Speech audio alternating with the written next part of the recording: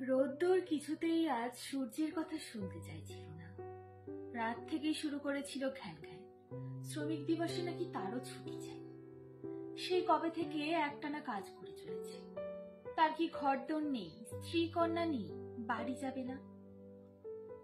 অবশেষে সূর্য এই শর্তে আজ রোদ্দুরকে দিয়ে সব কাজ করিয়ে নিচ্ছে। সামনের সপ্তাহে বৃষ্টি আসবে, ঝড় আসবে, তখন রোদ্দুর ছুটিতে মহা আনন্দে তার বাড়ি যাবে। সূর্য আবার রোদ্দুরকে বোঝাতে গিয়ে এটাও বলল যে সবাই কি আর শ্রমিক দিবসে ছুটি পায়। এই তো কাজেরাও আজ সকালে বলছিল ওরা আজ কিছুতেই সালোক সংশ্লেষ করতে চাইছে না। ওদেরও বোঝানো হয়েছে এই বলে যে আর কিছু বছর অপেক্ষা মাত্র।